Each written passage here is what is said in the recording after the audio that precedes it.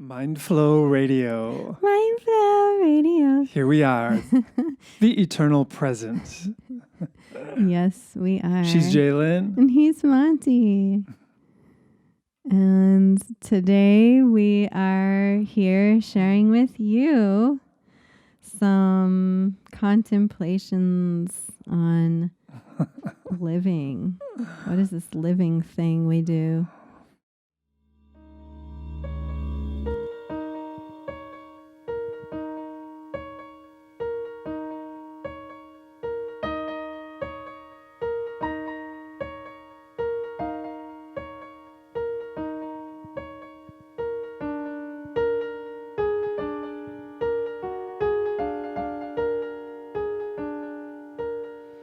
We are the ones under the sun, protecting the ones roaming the earth,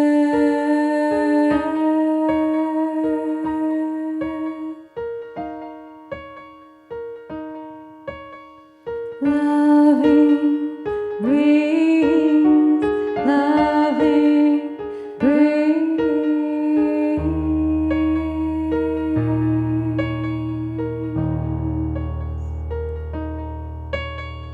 Drinking the water, breathing the air. Drinking the water, breathing the air.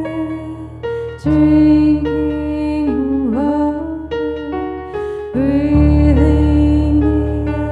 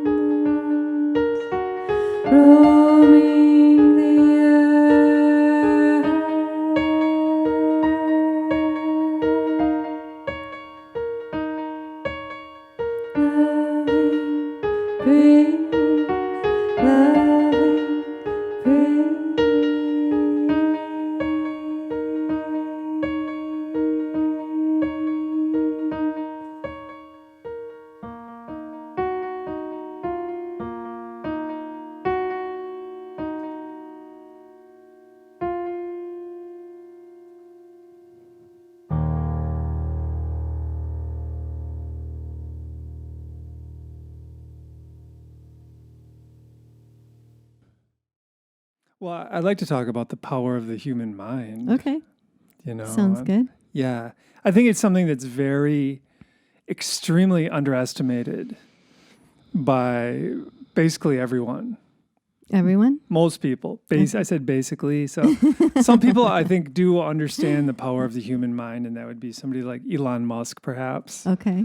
Who's really utilizing his mind and just like, wham, creating and creating and creating and changing the world. Mm-hmm. And I think all of us essentially are great manifestors. Mm-hmm. Only we can manifest the status quo if we can manifest our fears. Well, yeah, we can manifest our fears, and if our fears are the status quo, we can just stay there. Mm-hmm. We can stay stuck. It's familiar. Yeah, it is. And if a lot of, culturally speaking, if a lot of people are supporting that, it's easy to stay there in a place of fear and anger and I don't know, hatred, perhaps. Perhaps.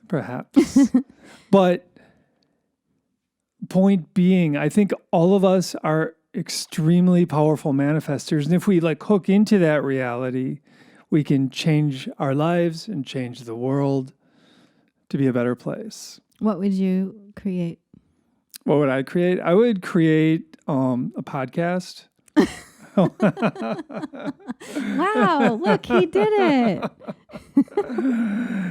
I would create a world essentially where people respect each other, okay, get along with each other, appreciate each other. I would create a world where people learn to forgive each other. But okay, so I have a question. Yeah. So that's really big and lofty. Do you feel that you need to have a smaller goal,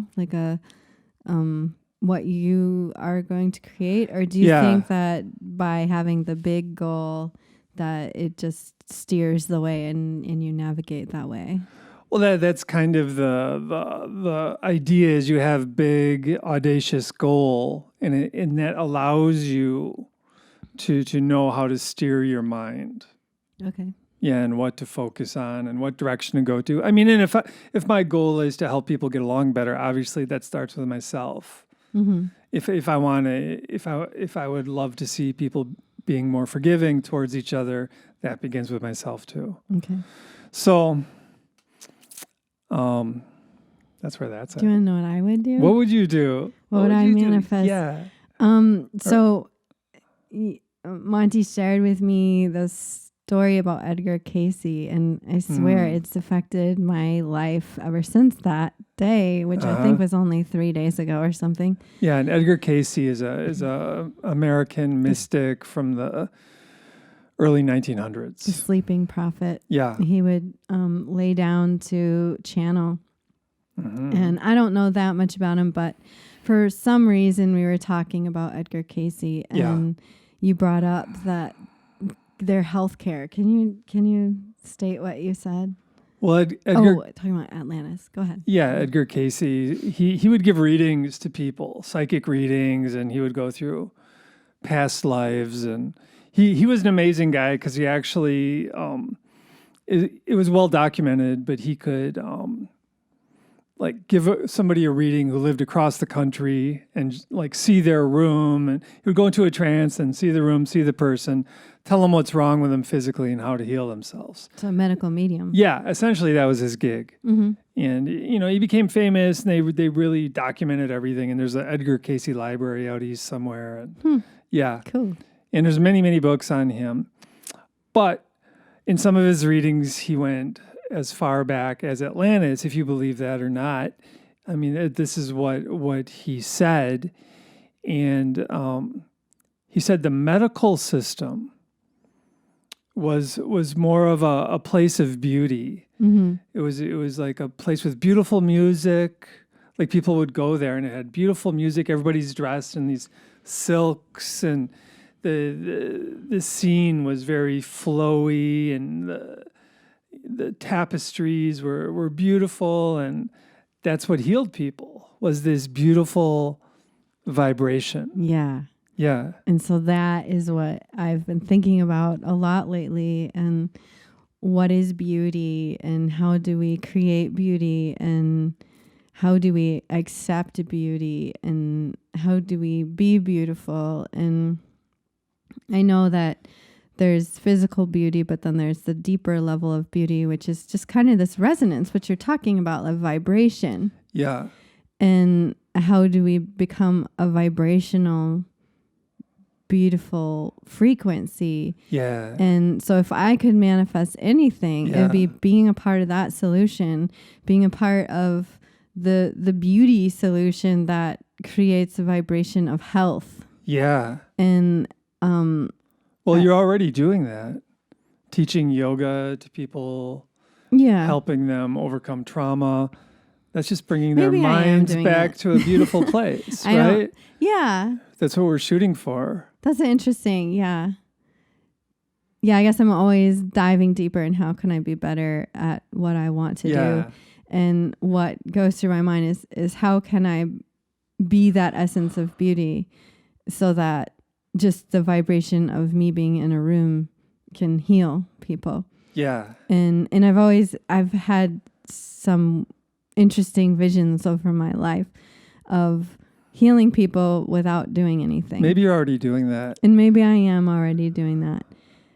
But if I could manifest anything, it would be to understand that frequency of beauty at such a level that flowers just pop up behind me or something, you know. There was this children's book back in the day that was about this woman who she was super beautiful, and she just soaked up the river in her braid and in her hair, and she had the fish and the birds, and she walked away from the village and left, and they were like, oh my gosh, we gotta go find this lady. The river is dry and the fish are gone and the birds are gone. What are we gonna do? All the flowers are gone. And they go and find her, and they plead with her, please come back and bring us back the river. And she comes back, and every step she takes, like flowers bloom behind her, and she's just the epitome of life and beauty. And she goes back to the river, and she combs the fish out of her hair, and she combs the birds out of her hair and combs the river back into the river, and everybody's like, yay! And they appreciate beauty again. And they appreciate life and vitality and nature. And so that's one of those books I used to read to my boys and be like, wow. Mm-hmm. So I guess that's what I manifest. You want to manifest a super deep connection with beauty and health. And fully understanding the relationship between the two. Mm-hmm. Mm-hmm. Yeah, I'd say there's a really deep relationship between beauty and creating positive things. Mm-hmm. That's what artists do or can do. Or engineers, for that matter, or Elon Musk, for that matter. Mm-hmm. I mean, a lot of his stuff is just super beautiful. His cars are beautiful. And truck's questionable. His spaceship is beautiful. His truck is beautiful in a very cyber way. It's made for Mars. It's beautiful for somebody who wants bulletproof glass. Yeah. Yeah. Yeah. But so the mind is I believe the mind is just all of us, we were born with these tremendous manifesting instruments, and that was our mind. And the question is what we want to do with it. Mm-hmm. What are we going to do with it? And if we don't like our present circumstances, or we think our present culture is not acceptable, how do we change that using our own manifesting abilities? And I think that's like an awakening that humanity is going to come to. I think acceptance is one of those things that gets debated a lot. And my view on it is if you don't accept what is, then you can't move forward. Like, there's a certain level of acceptance that must be embraced to even know how to move forward. If you just continually, this is unacceptable, this is unacceptable, this is unacceptable. How do you move forward? That's just a problem. That is not a solution. Well, essentially, by being in that position of feeling things are not acceptable, you're fighting against that position. Instead of creating something new, you're fighting the old. Right. I mean, that's draining and tiring. It is, and it's unproductive. Mm-hmm. And it puts more negative energy out into the world. Yeah. I mean, if we're going to create a new world, let's create a new world. Mm-hmm. Let's not blow up the past world. Right. Let's create a new world. Yeah. I mean, if you think about flowers that grow in sidewalks, I highly doubt that flowers and sidewalks think about how much they hate the sidewalk. They're just growing. They're just creating the next vital, vibrant thing, like a dandelion is not worried about the sidewalk. They're just growing and rooting and breaking it up. And I think that's one of those things. The flowers and the sidewalks always amaze me. They are the solution. They're a representation of the solution. Like they just grow in it. They don't care. Well, they don't care about it. They don't worry about it. They don't hate on it. It's like the lotus flower. That's why the lotus flower blooms in the muddy water. It doesn't bloom there, but it or roots it grows there. Yeah. Okay.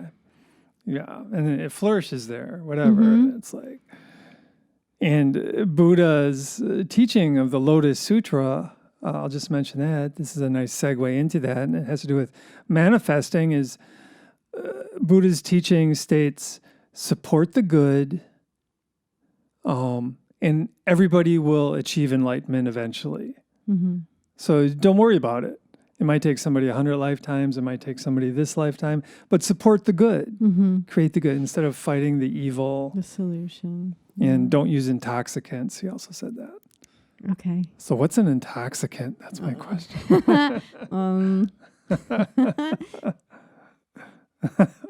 Lots of things. To be continued. To be continued. Yeah. But yeah, I mean, we have the power within us to create a better world, and we are creating a better world. And step one, I think, is really understanding how powerful we actually are. Mm-hmm. That's it. In the Bible, it says we were created in the image of the Creator. Mm-hmm. In the image of, so we are creators. Mm-hmm. And we humans obviously are creators. Mm-hmm. It's what do we want to create? Mm-hmm. We want to... Pretty saves the world. Perhaps. Time shall tell. Yeah. If there is such a thing as time, I guess. Well, time sure bends here and there and everywhere. I mean, this day has flown by. Oh my gosh. Yeah. Well, a shout out to our listeners. We're really grateful to be able to share this moment with you. Thanks to Jeremy. And thank you to Jeremy for being here and Sage for being his sidekick. Yeah. Hey, Sage. And That's Jeremy's assistant. We want to just let you know that you can be a part of the conversation on Facebook, a Temple of the Mind. Yeah. What are other ways that people can be involved? Oh, on YouTube, you can subscribe. You can comment. You can let us know something you're curious about, what you'd like to contemplate with us on. And just be a part of the conversation. Does Pretty save the world? Patreon. We're on Patreon. I can't remember that one. But the audio of this is on anywhere that you want to stream audio. I know it's on Spotify. Spotify's the cool place that our friend Joe Rogan hangs out on. Yeah, we have a pretty interesting group on Facebook called Temple of the Mind as well. You can get connected with us there. Mm-hmm. And yeah, we do. It's a safe spiritual growth group where we accept all paths. Oh, yeah. Just like here, we accept all paths, and that's what we truly believe. We get to the top of the mountain in many different ways, and that's just how it is. And we have to accept each other if we're going to be able to pull from each other's wisdoms and strengths. Yeah. Because it takes a village. It really does. It takes all different kinds of experts. And what do you want to manifest? That'd be a good question. What do you want to manifest? Yeah. And it's just as a side note, as far as the manifesting, something I've been thinking about. I don't know if you're familiar. Well, I know you're familiar with crop circles. These like beautiful, intricate designs in these crops just appear. And everybody's like, that's aliens. It's got to be. But I don't think so. I think it's the collective human consciousness somehow gathers that and woof, creates it. That's a pretty cool image in my mind there. Huh. So. Yeah. So let's affect the collective conscious. Well, that's it. Energy is reality. And every moment we're putting out a certain type of energy. So let's just be conscious of that and try and raise our vibration a little bit. Let's try and get more balanced and more present in the moment. Let's have a vision, a positive vision for the future. Yeah, I completely agree with that. And the image that comes to mind for me is letting the sun in. And for a lot of people, we talk about self-love, and a lot of people are like, dude, what? Self-love? What are you talking about? And I've found with my clients and students and my friends and my peers that self-love is a really big, painful topic. But what about if we just receive the divine essence, and however you want to call that, but it is love. It's unconditional love. And so if you can imagine that at the top of your head, you're allowing yourself to become permeable and receive, be a receiver, and you bring that energy, you declare that energy is allowed in as long as it is aligned with the light and the benevolent. And you bring that energy in through the body, in through the spine. And really, I like to imagine my whole skeleton is bright with this sunlight. And the sunlight then moves into all of the cells. And then I'm just this piece of sunshine, and all of my cells are optimally spinning, and I can really go into this place with my pain and work with the pain. But that's allowing love in. And we all expect love to come from another human. And I encourage us to shift that point of view, to be receivers of the divine love, universe love, God's love, whatever you want to call it, however you want to name it, but to take the pressure off of mankind to feel the love that you need, which is it's a need. We need to be loved. And didn't you say Thomas Merton? Yeah, Thomas Merton, Catholic mystic, said that the force from the universe is always raining down on us. And if our minds are busy, we can block that energy. But if we can find some stillness and acceptance in our minds, the energy flows into us. Yeah. So that's some food for thought, right? Can you allow the love in? Can you allow the force of creation in? Can you allow your well to be filled up? Because then we can serve each other. And as we serve each other, pretty does save the world. Solutions do become flowing from us. We manifest easier. We support each other. We are the village. So that's my pep talk for y'all. And I'm just so grateful to share some time with you. And let's make this world a higher vibration and see what crop circles we can create. True that. Yeah.